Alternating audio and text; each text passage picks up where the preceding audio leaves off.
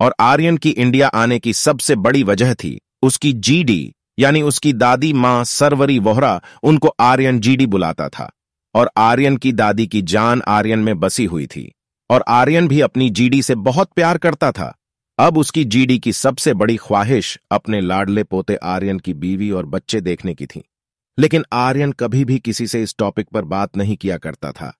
जब से आर्यन की भाभी नताशा को पता चला था आर्यन इस प्रॉपर्टी का 70% का मालिक है, तब से वो भी आर्यन के आगे पीछे हो गई।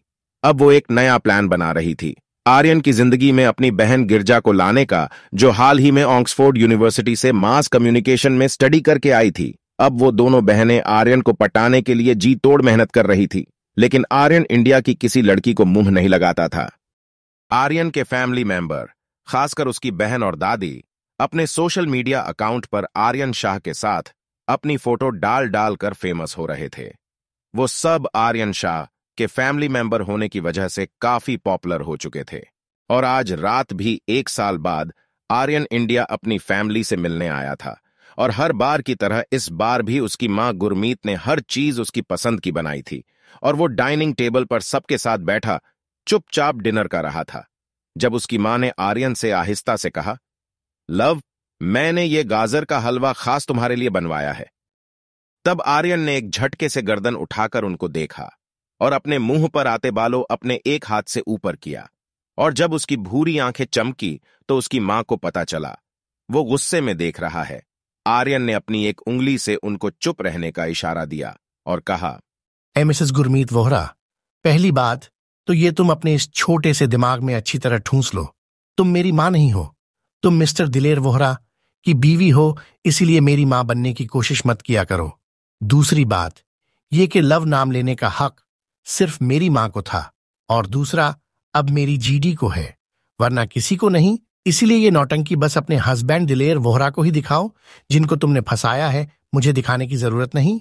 और अब आर्यन गुस्से में उठकर जाने लगा। इस दौरान सब चुपचाप बैठे हुए थे।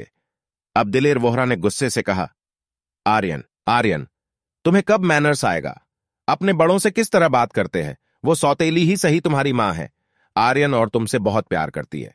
और तब आर्यन ने भी गुस्से से कहा, जब मैं तुम्हें ही अपना बाप नहीं मानता तो इसको मां मानने का तो सवाल ही पैदा नहीं होता। तमीज और मैनर्स की बात तुम मुझसे ना ही करो तो अच्छा है मिस्टर दिलेर वोहरा, क्योंकि मैं तुम्हारी असलियत जानता हूं। और यह कहकर आर्यन आगे बढ़ गया और दिलेर वोहरा उसको अपनी आंखों में तकलीफ लेकर देखते रह गए। वो कितने बड़े आदमी थे सबको पता था। एमएलए और सीएम उनके पैर छूते थे, बड़ी से बड़ी फोर्स भी उनके सामने सर झुकाकर खड़ी रहती थी। बड़े से बड़े लोग उनकी इज्जत करते थे क्योंकि वो पॉलिटिक्स की बहुत बड़े पार्टी के हाई कमांड थे। लेकिन उनका खुद का बेटा उनकी जरा बराबर भी इज्जत नहीं करता था। आपको ये हमारी कहानी कैसी लगी प्लीज कमेंट बॉक्स में जरूर बताएं। और अगर आप इस खूबसूरत रोमांटिक नॉवेल को कंटिन्यू रखना चाहते हैं तो प्लीज हमारे चैनल को लाइक करें, सब्सक्राइब करें और घंटे का बटन दबाना ना भूलें। Thank you. अब से हमारी वीडियो हफ्ते में 2 बार आएंगी, वेडनेसडे और सैटरडे। और तब तक के लिए हमारी कहानी के साथ बने रहे। Thank you.